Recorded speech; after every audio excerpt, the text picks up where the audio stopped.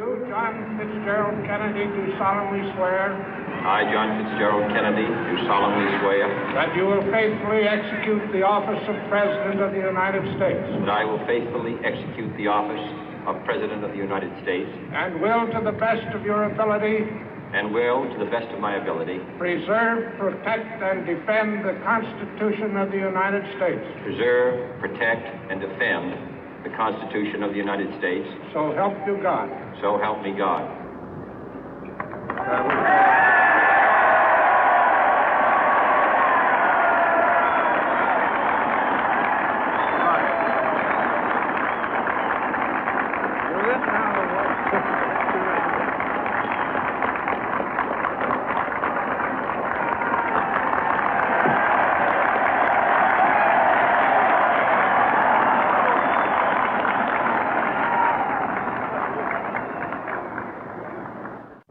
Vice President Johnson, Mr. Speaker, Mr. Chief Justice, President Eisenhower, Vice President Nixon, President Truman, Reverend clergy, fellow citizens.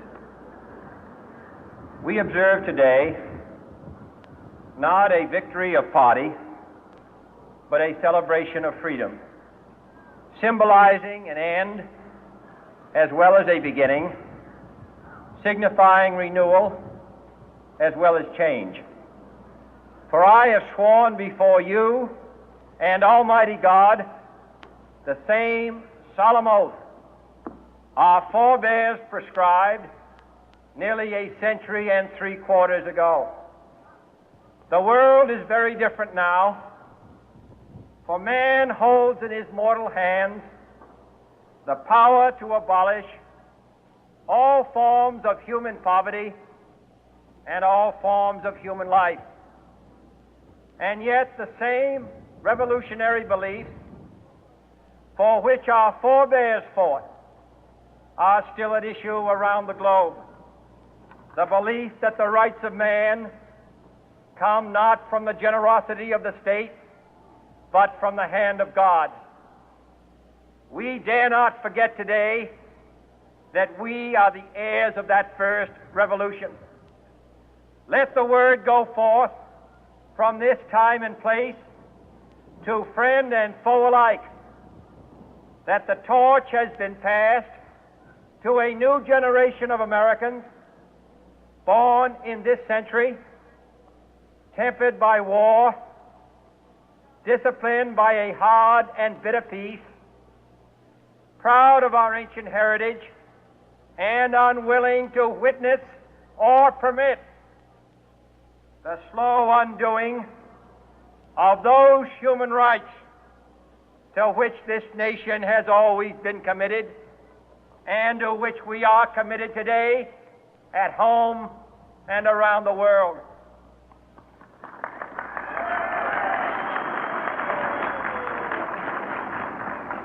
Let every nation know, whether it wishes us well or ill, that we shall pay any price, bear any burden, meet any hardship, support any friend, oppose any foe to assure the survival and the success of liberty.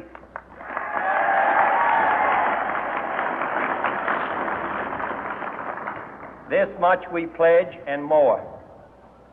To those old allies whose cultural and spiritual origins we share, we pledge the loyalty of faithful friends. United, there is little we cannot do in a host of cooperative ventures. Divided, there is little we can do, for we dare not meet a powerful challenge at odds and split asunder. To those new states whom we welcome to the ranks of the free, we pledge our word that one form of colonial control shall not have passed away merely to be replaced by a far more iron tyranny. We shall not always expect to find them supporting our view, but we shall always hope to find them strongly supporting their own freedom, and to remember that in the past, those who foolishly sought power by riding the back of the tiger ended up inside.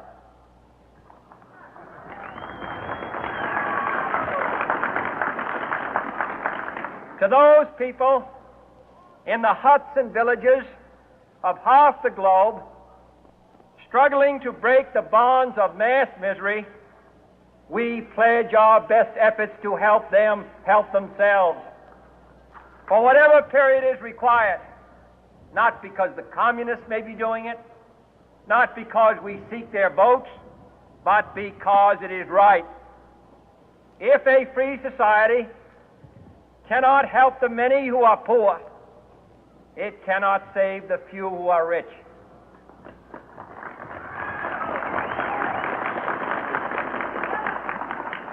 To our sister republics south of our border, we offer a special pledge to convert our good words into good deeds, in a new alliance for progress, to assist free men and free governments in casting off the chains of poverty. But this peaceful revolution of hope cannot become the prey of hostile powers. Let all our neighbors know that we shall join with them to oppose aggression or subversion anywhere in the Americas. And let every other power know that this hemisphere intends to remain the master of its own house.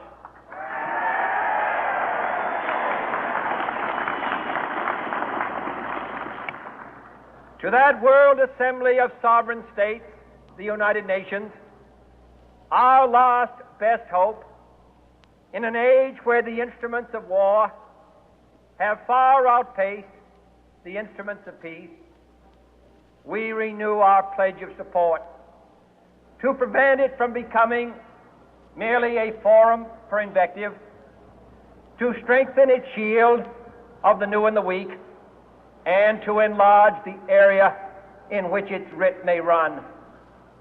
Finally, to those nations who would make themselves our adversary, we offer not a pledge, but a request that both sides begin anew the quest for peace.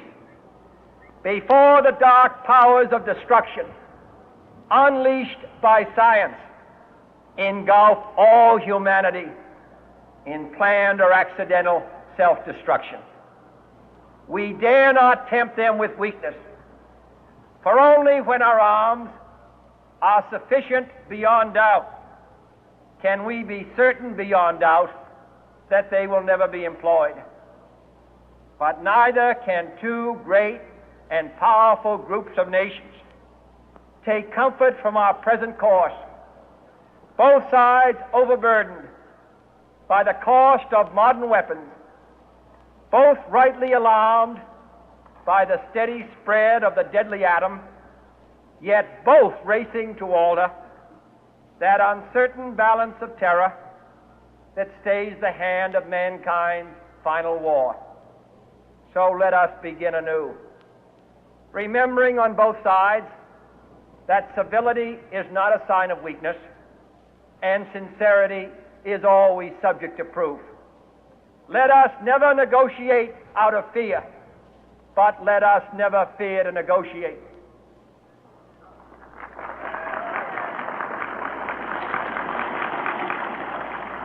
Let both sides explore what problems unite us, instead of belaboring those problems which divide us. Let both sides, for the first time, formulate serious and precise proposals for the inspection and control of arms, and bring the absolute power to destroy other nations under the absolute control of all nations.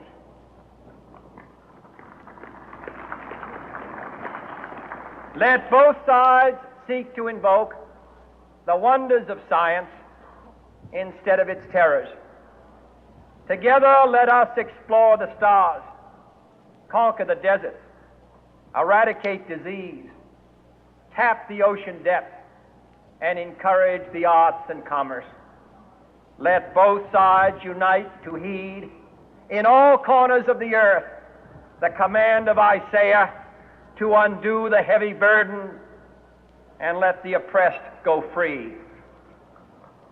And if a beachhead of cooperation may push back the jungle of suspicion, let both sides join in creating a new endeavor, not a new balance of power, but a new world of law, where the strong are just and the weak secure and the peace preserved.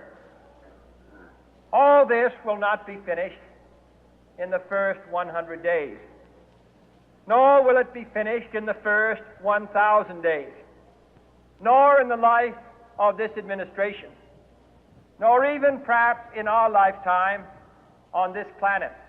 But let us begin.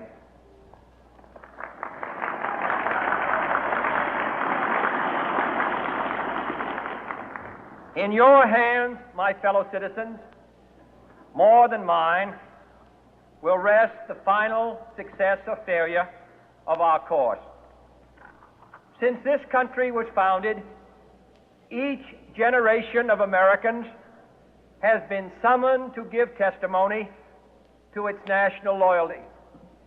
The graves of young Americans who answered the call to service surround the globe.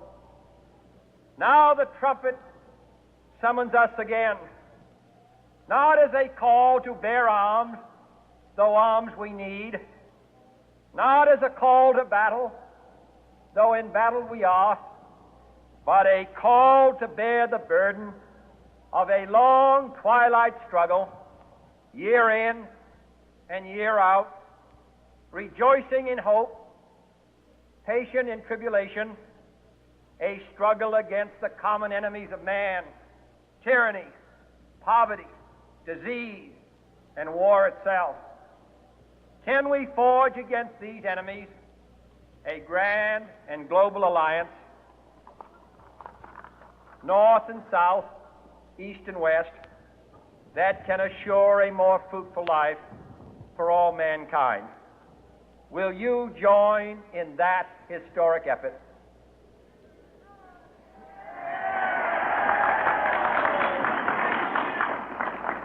In the long history of the world, only a few generations have been granted the role of defending freedom in its hour of maximum danger. I do not shrink from this responsibility. I welcome it.